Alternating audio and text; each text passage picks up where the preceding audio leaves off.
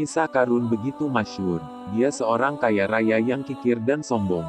Dia mendapatkan azab Allah Subhanahu wa Ta'ala hingga mati mengenaskan. Karun disebutkan dalam Al-Quran sebanyak 4 kali. 2 kali pada surat Al-Qasas yakni pada ayat 76-83.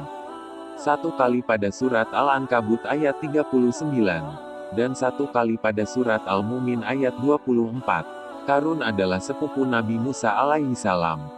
Dia anak dari Yasar yang merupakan adik kandung Imran, ayah Nabi Musa alaihi salam. Karena itu Karun pun masih memiliki garis keturunan kepada Nabi Yakub.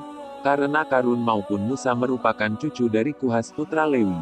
Sedang Lewi bersaudara dengan Nabi Yusuf, keduanya adalah anak Nabi Yakub. Lengkapnya Karun bin Yasar bin Kuhas bin Lewi bin Yakub bin Ishak bin Ibrahim. Awalnya Karun sangat miskin dan dia memiliki banyak anak. Karun meminta pada Nabi Musa untuk mendoakannya agar diberi harta kekayaan yang banyak. Doa Nabi Musa pun dikabulkan Allah Subhanahu wa Ta'ala sehingga Karun pun menjadi orang yang kaya raya. Tetapi Karun justru menjadi orang yang sombong, kikir serta zalim. Karun sering mengambil harta milik Bani Israel. Dia pun memiliki banyak gudang harta berisi emas dan perak. Karun senang memamerkan harta kekayaannya. Dia memiliki 10 orang kuat yang mengawalnya kemanapun.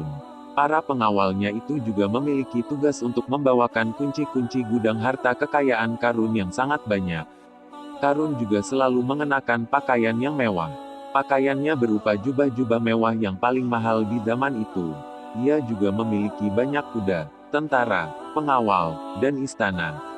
Karun adalah teman baik Fir'aun. Karenanya tak ada orang yang berani memiliki masalah dengannya karena Karun dapat dengan mudah mengadukannya pada Fir'aun. Meski memiliki harta yang melimpah ruah, Karun adalah manusia yang pelit dan kikir. Dia tidak mampu mensyukuri nikmat yang diberikan Allah Subhanahu wa Ta'ala. Dengan harta kekayaan yang luar biasa banyak itu, Karun justru menjelma menjadi manusia yang sangat sombong dan pongah. Dia merasakan semua yang dimiliki adalah hasil usahanya sendiri. Akibat kesombongan dan kekikirannya, Karun pun ditenggelamkan ke dalam bumi. Demikian seperti yang diungkap dalam Al-Quran, maka kami benamkanlah Karun beserta rumahnya ke dalam bumi. Maka tidak ada baginya suatu golongan pun yang menolongnya terhadap azab Allah. Dan tiadalah ia termasuk orang-orang yang dapat membela diri. Quran Surah Al-Qasas 28. Kala itu, Allah menurunkan wahyu kepada Musa alaihi salam untuk memerintah bumi apapun yang diinginkannya. Begitu Nabi Musa alaihi salam datang dengan wajah sangat marah, barulah Karun merajuk, "Wahai Musa, sayangilah aku." Sementara Nabi Musa alaihi salam tak bergeming. Beliau lantas berkata pada bumi, "Wahai bumi, ambillah mereka." Seketika, rumah Karun mulai bergetar. Karun dan antek-anteknya mulai dibenamkan hingga bagian lututnya. Rumahnya ikut turun sedalam lutut.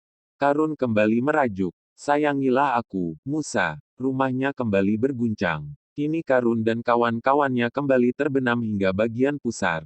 Demikian pula rumahnya. Karun terus merajuk, "Wahai Musa, sayangilah aku." Sementara Nabi Musa alaihi salam kembali meminta bumi, "Wahai bumi, ambillah mereka." Rumah Karun berguncang lagi. Sementara Karun dan kawan-kawannya terus terbenam hingga bagian tenggorokannya.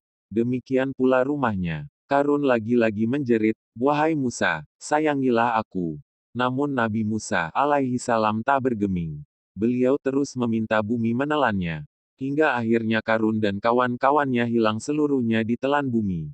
Ibnu Abbas meriwayatkan, sampai hari kiamat, Karun akan ditenggelamkan bumi hingga lapisan ke-7. Sementara Ibnu Juraij menyebutkan, setiap hari ia ditenggelamkan setinggi tubuhnya. Namun, walau sampai hari kiamat, ia tidak akan sampai ke lapisan bumi paling bawah. Wallahu alam, semoga kita dijauhkan dari sifat sombong.